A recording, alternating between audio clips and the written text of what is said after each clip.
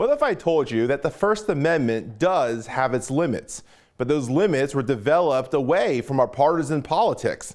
And what does that mean for today's political discourse and the debate over Section 230 and our social media?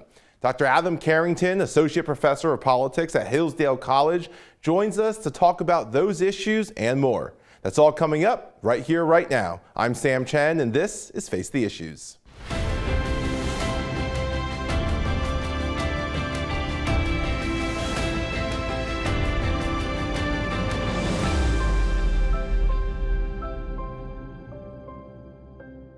Good evening and welcome to Face the Issues. I'm Sam Chen. The First Amendment is back in the spotlight as the Supreme Court is hearing cases and challenges over Section 230. Both political parties continue their heated debate over the limits of free speech and social media. Joining us to break down this question is Dr. Adam Carrington, Associate Professor of Politics and the William and Patricia LaMothe Chair of the U.S. Constitution at Hillsdale College. Adam, great to see you as always. Welcome back to Face the Issues. Always glad to be on with you, and thanks for having me again. It's always a pleasure to have you here. We appreciate how well you break down these complicated issues for us. So let's just jump right in. This is a big one. This is a complicated one, and I think you'll agree that it's probably one where a lot of the nuance gets missed in our political debate over it.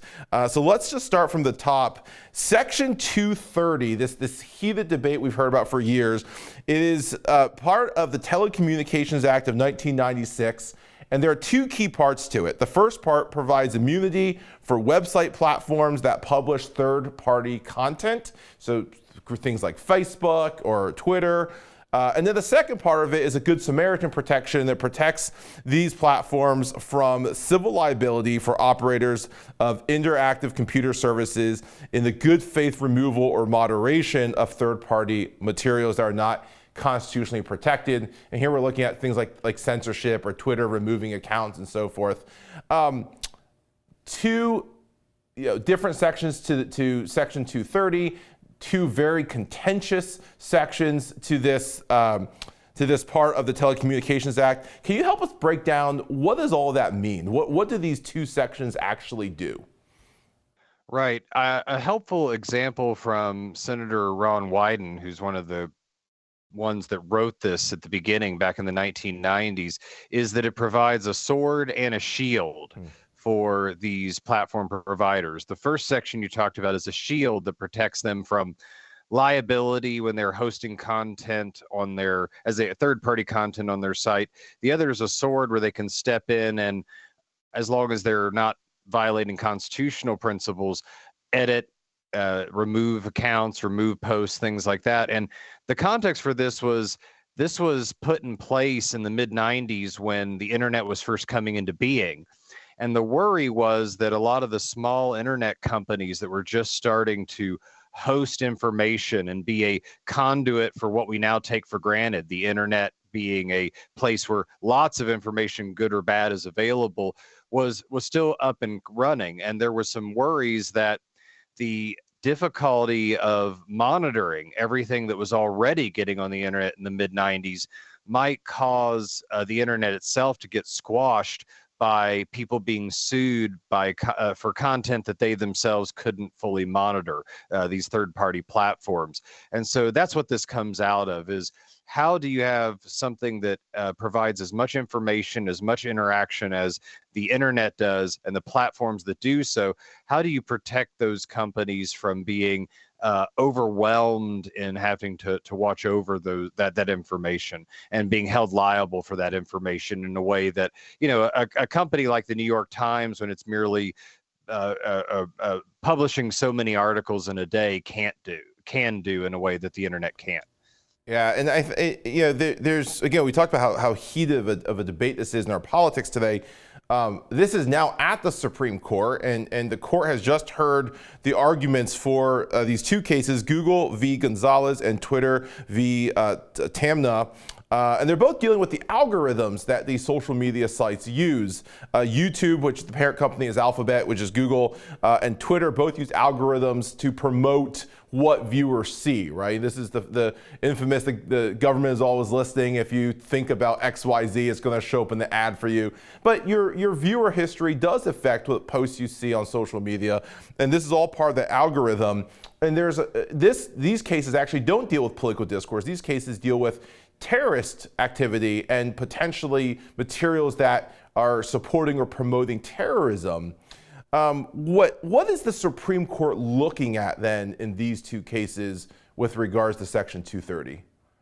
Right, and this is where I think it is a much narrower question than the broader debate we were discussing about really how are places like Google and Facebook and all this, how responsible are they for censoring and how responsible are they for permitting information.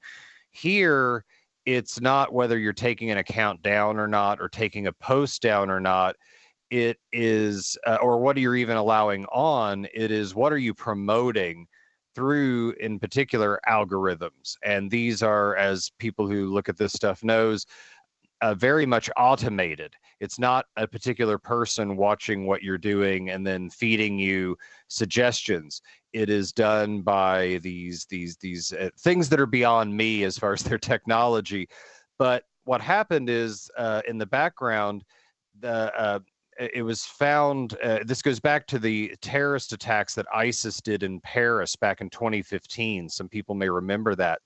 And the claim is that a family of a woman who was killed in those attacks, it was found that some of ISIS and others were sharing or getting access to videos, and that it was being enhanced. Their ability to spread and get access to these videos was enhanced by these algorithms.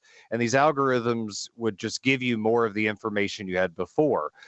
So if you looked up cooking videos, you'd get more cooking videos, but it also meant if you looked up terrorist videos, you'd get more terrorist videos. Can Google, Twitter, all these platforms be held liable in the sense that were they aiding and abetting and helping terrorism in having these algorithms do what they do for everybody? And so that's the specific question. What liability do these companies have in reaction to how their products were used or how their platform was used in these very destructive and awful ways? It seems that there's a sense here where they're separating the algorithm from the actual content that's being spread, right? I mean, the sense that Section 230 says if you or I produce content and we put it up on Facebook or on Twitter or on Instagram or YouTube, that those platforms cannot be responsible for the material that you and I are producing. But this time it looks like they're targeting the algorithm, which is that, okay, they might be responsible for the material going up, but they did write the algorithm. I think on the other hand, you just mentioned there could be something almost like a generally applicable argument here that the algorithm was not designed to further terrorist activity. It was designed to further personal interests. What do you think the court is looking for in splicing that argument? Are those arguments valid? And what argument do you think the court is going to look for, potentially side with? And I think what you said really pinpointed the two issues that they're trying to figure out as far as just what does this look like? So beyond the principled question, what would this actually look like if they were to rule?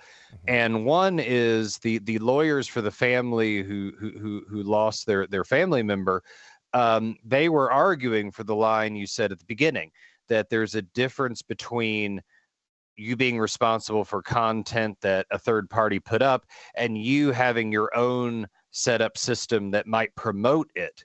And I think the court wasn't entirely against that line, but what they then struggled with is what you said is, given the massive amount of content that comes up on these sites, a lot of these algorithms are very generic.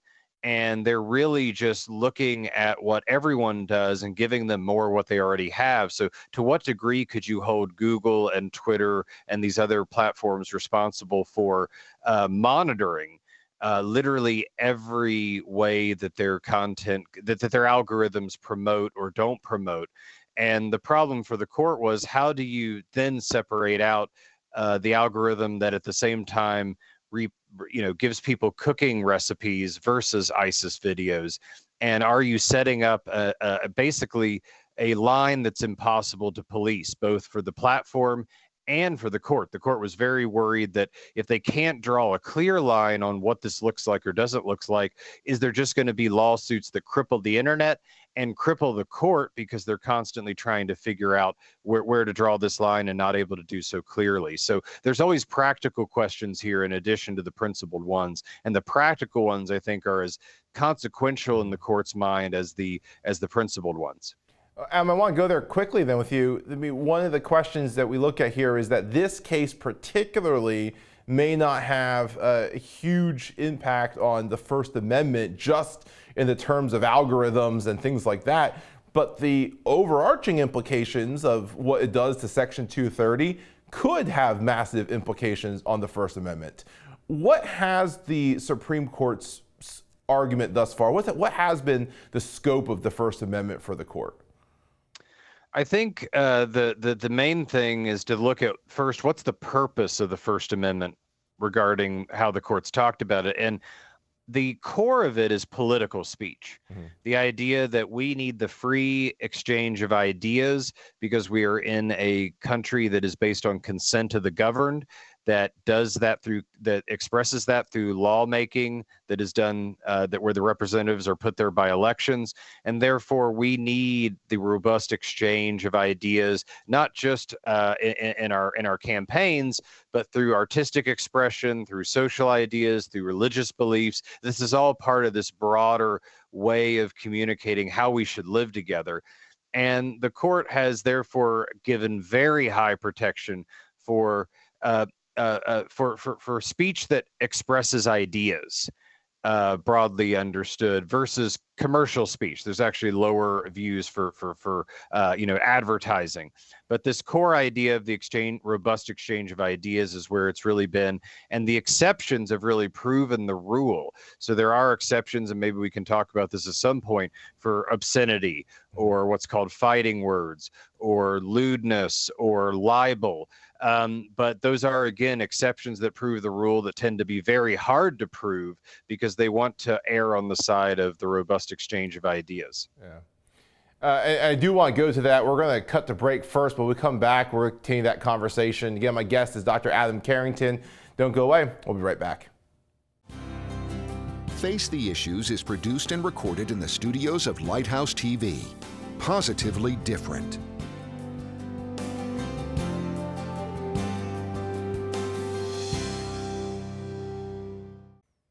Welcome back to Face the Issues. Adam, thank you again for being here. When we left off, you mentioned exceptions to the First Amendment. And of course, the First Amendment is what we call this preferred rights idea, that it's a doctrine, especially with political speech. It is a right that we hold above many other rights in the Constitution, but there are some exceptions to it.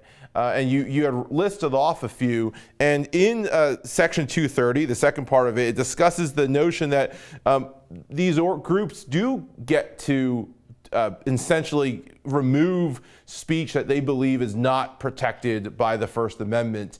What are those kinds of speech that's not protected by the First Amendment? Right. And the idea of what's not protected is a couple-fold. Obscenity is one, and that's interesting given some of the things that are on the internet. But yes, obscenity is one, and the idea there is that it's not part of the robust exchange of ideas. It's not really connected to that. Fighting words, which is basically verbal assault. So that's different than saying something strenuously or even insultingly, but it's the equivalent of a verbal assault. Basically, if you said a string of slurs or something like that have no ideas as part of them, that would be an example. Libel, which is written slander, which there's a very high standard to prove it, but the idea that you are basically destroying the reputation, which is itself a property right of the person you're talking to or about. And then the last one is what the court has called imminent lawless action. And that's where the real illegal thing is the deed you're doing. but do you use speech to support it or to aid and abet it? So if I made a really callous negative comment about how someone should die, that would probably be protected, even if it's a terrible idea. If I was telling someone else to go kill a fellow human being, that would be imminent lawless action where my words were part of an action that was itself illegal. So as you can see, the exceptions really prove the rule, but there are those exceptions because they're either putting people in real concrete danger or not part of any real exchange of ideas, which, as we said in the last segment, is a core reason for why we protect speech in the first place. Adam, I think a lot of people hearing that are right now are just stunned because there's generally two groups of thought in this country. One is that there are no exceptions to the First Amendment, that free speech is free speech is free speech, and you should be able to say and perhaps do anything you want to do. And you're saying that's not the case, that there are limits to this. And then the other often kind of touted idea is that speech, things like hate speech, should be included in this. In fact, there was recently someone on Twitter posted that if you ask our dear friend ChatGPT what exceptions to the First Amendment are, these AI bots will tell you that hate speech is one of these exceptions. And there's a lot of people in this country who believe it. In fact, Maura Gay from the New York Times recently suggested on Morning Joe that the organizations who are disseminating hate speech via social media, and we can't allow for these things to go on, as if this is a violation of the First Amendment. This does not protect the speech. Where does things like hate speech fall? Or a lot of times, you said fighting words, and there are people who would say, well, former President Trump constantly name calling or using racial terms for different groups of people, or things like COVID-19, that this would fall under fighting words, and yet in some ways, you would probably say it doesn't. So where do things like this fall, and why are they not carved out as exceptions to the First Amendment? Right. I think the only kind of hate speech that could really be made illegal would be something like fighting words. But again, that's very narrowly described. It would have to be where really no argument was being made. You are just insulting purely for the sake of insulting. And I know that there might be instances where people think that is going on in our public discourse, but courts and the laws tend to err on the side of finding ideas in what people say. And so it doesn't mean that we shouldn't be civil to each other, but it means that we need to be careful in what we say can't be said, because there can be a tendency to not just label how you say something to someone else as hateful and therefore illegal, but to make entire arguments beyond the pale of discussion. And when you do that, what you're doing is risking shutting down the ability for us to actually have real discourse. And you're even shutting down the idea, you're privileging the ability of people who are maybe more erudite or know really fancy words, that they might be the only ones that can participate in this discussion. And I think we need to err, even when people may say something inarticulately or meanly or in a derogatory way. Maybe we encourage better ways to talk, but to legalize it, I think privileges a certain segment of society talking, and that it risks shutting down ideas that need to be combated in free exchange, not shut down and made illegal, because sometimes we just do that to shut down arguments that we don't want to have, as opposed to things that are actually dangerous. And I think you bring up a great point, which is we are discussing the First Amendment, which is a legal standard. And the court deals with legal issues, and they don't deal with questions of morality or virtue, or even perhaps a question of wisdom and whether something's a good or bad idea. That it may be wrong to engage in such lack of civility or such name calling or so forth. It may be unwise, right? Especially if you're looking at winning the public trust in the campaign. But that doesn't necessarily make something illegal because it lacks virtue or it lacks wisdom. And I appreciate you drawing that clear distinction. The court is dealing with a legal question and where our legal bounds should be drawn. And so I want to ask you then, Adam, there's to your point, there's a difference between something like banning hate speech and things that are truly fighting words or libel or slander. And the debate over Section 230 often comes down to this kind of political speech. And we know that Democrats and Republicans have come out with either disagreeing with Section 230 or wanting amends to it. Democrats are often saying that there are conservative conspiracy theories about the 2020 election, about COVID-19 vaccines, whatever it might be, that are dangerous, and the government needs to shut these down. On the other hand, conservatives, Republicans are concerned about things like Twitter removing former President Donald Trump, or Twitter removing certain tweets for violating their standards. What do you make of this? Peel back that partisan layer for us a bit. Is there any validity to these concerns? Or if not, what's the greater concern then as we entertain these arguments? Yeah, I think the under debated distinction that needs to be made, and I think there's two ways to make it that I think if you put them together can maybe clarify the discussion, is one, free speech as a constitutional right and free speech as a virtue of a free society.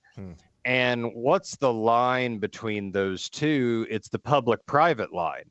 And that's where the other thing that we haven't discussed here, and I think that is in the background of this, is Google, Twitter, these are all technically private companies.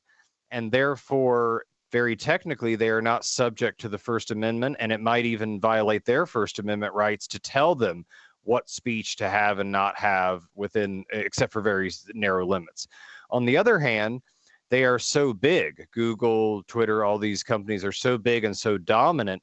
The question has become, have they become something like a public utility, where they have a semi-public status that therefore needs to be treated more like the equivalent of a government agency?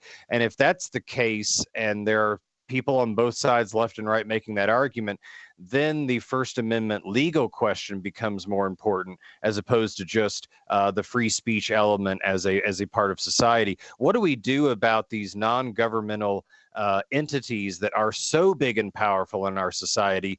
And how do we make sure they're serving the public good without therefore making the government itself the equivalent of the kingmaker in our speech? So that's, I think, some of the bigger ideas. What do we do, since we've had anything like this? We've had, major oil companies that dominated the oil market. In the past, we've had major railroad companies that dominated the railroads, and there were ways we dealt with that. But to have an entity that so dominates how we speak to each other, I think that's new uncharted territory that we need to figure out as we ask what should be the future of Section 230 in regards to free speech. I appreciate that question. Adam, don't go away. We'll be right back.